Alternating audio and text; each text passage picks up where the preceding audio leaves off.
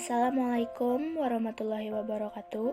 Kami dari kelompok 5 Logis Matematis yang beranggotakan Adinda Rizky Fitriani, Aisyah Putri Fuadi, Azna Carniago, dan Salma Nur Kamila. Di sini kami ingin mempresentasikan hasil kerja kelompok kami mengenai Kesultanan Ternate dan Kesultanan Tidore.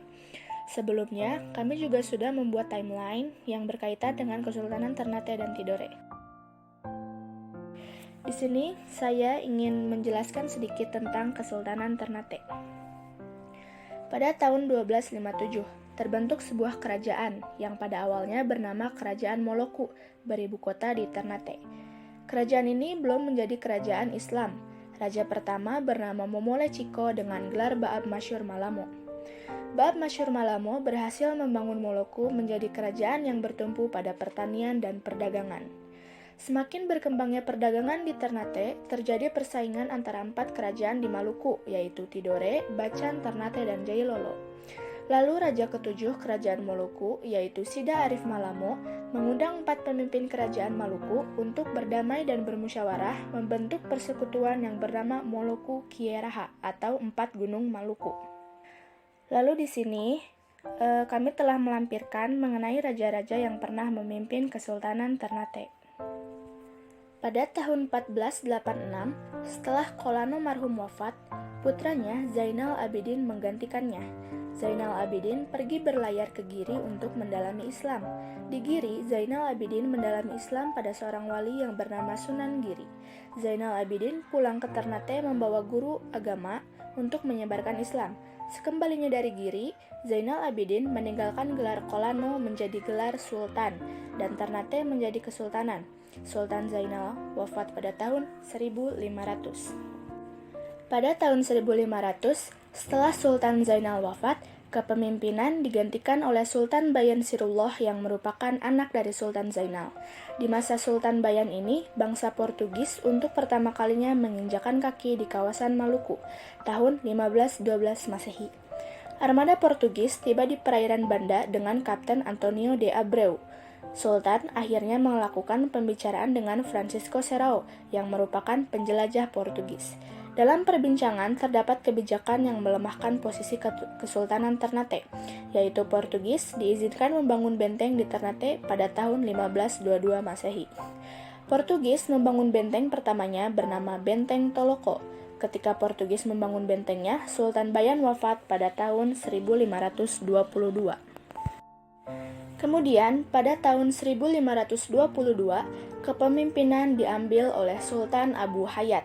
Sultan Abu Hayat saat itu masih muda belia, jadi kepemimpinan sementara oleh Pangeran Taruwase dan Permaisuri Nukila. Portugis dan Spanyol sama-sama memiliki kepentingan memonopoli perdagangan rempah-rempah internasional. Mereka memanfaatkan perseteruan antara Ternate dan Tidore, lalu menjadi perang pertama di Nusantara. Lalu pada 1529, perang terhenti karena adanya perjanjian Zaragoza. Lalu situasi kembali damai. Permaisuri Nukila yang didukung oleh Tidore bermaksud menyatukan Ternate dan Tidore. Namun, Pangeran Taruwase menolak karena ingin menduduki tahta Ternate yang didukung oleh Portugis. Dan Kesultanan Ternate dilanda perang hebat, perang saudara yang menewaskan Permaisuri Nukila dan Abu Hayat. Rencana Pangeran Taruwase menduduki tahta berjalan lancar, namun Portugis berubah pikiran dan membunuh Pangeran Taruwase. Pada tahun 1529 sampai 1532, Portugis mengangkat adik Sultan Abu Hayat yaitu Sultan Hidayatullah menjadi pemimpin Ternate. Sultan Hidayatullah bukan orang yang disenangi oleh Portugis. Campur tangan Portugis dan sikap tak sopan membuat Sultan menyingkirkan Portugis. Tahun 1533, Portugis menangkap Sultan Hidayatullah dan diasingkan ke Malaka sampai tutup usia. Pada tahun 1533 sampai 1535, Portugis mempengaruhi Dewan Kesultanan sehingga diangkatnya Sultan Tabarigi. Portugis membuang Sultan Tabarigi ke Gua India karena sikap Sultan yang mulai melawan. Tahun 1535 sampai 1570, keadaan mulai stabil pada masa Sultan Hairun Jamil. Sultan Hairun Jamil adalah salah satu dari 4 Sultan Ternate yang berhasil membawa kebesaran Ternate. Tetapi ia dikhianati oleh orang Portugis yaitu Lopes de Mesquita saat datang pada sebuah kesempatan. Sultan diundang untuk menghadiri perjamuan besar di Benteng Sao Paulo. Kesempatan itu dimanfaatkan Portugis untuk membunuh Sultan. Ketika Sultan hendak masuk gerbang, ia ditikam oleh Antonio Pimentel atas perintah Lopez, dan jenazahnya dilemparkan ke laut. Tahun 1570 sampai 1583, kenaikan Sultan Ba'abullah. Sultan Ba'abullah melakukan perang Soya-Soya. Benteng-benteng milik Portugis dibakar dan dikuasai oleh Ternate, yang membuat Portugis kewalahan dan memutuskan untuk meninggalkan Ternate. Sultan Ba'abullah wafat pada tahun 1583. Tahun 1583 sampai 1606, naiknya Sultan Said Barakatsya. Pada tahun 1599, kapal Belanda berhasil mencapai Ternate. Sultan Said menerima dengan baik kedatangan Belanda. Sepeninggal Sultan Ba'abullah, kekuatan Ternate pelan-pelan menyusut, sehingga Portugis dan Spanyol mulai kembali menyerang Ternate. Tahun 1600, Belanda berhasil datang sebagai VOC. Ternate yang kewalahan menghadapi Portugis meminta bantuan VOC dengan konsekuensi monopoli rempah-rempah. Tahun 1606, serangan Spanyol berhasil menguasai Ternate dan menangkap Sultan Said, kemudian diasingkan hingga wafat ke Manila, Filipina. Tahun 1607 sampai 1627, Spanyol mengizinkan Sultan Mudafarsyah naik tahta dengan perjanjian tidak boleh melakukan kontak dengan negara Eropa. Setahun kemudian, VOC menyerbu armada Spanyol di Ternate.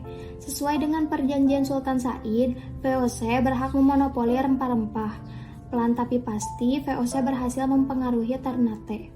Tahun 1675 sampai 1689, kenaikan tahta Sultan Sibori Amsterdam. Meskipun pengaruh kuat, namun kehadiran VOC banyak dibenci oleh rakyat Ternate.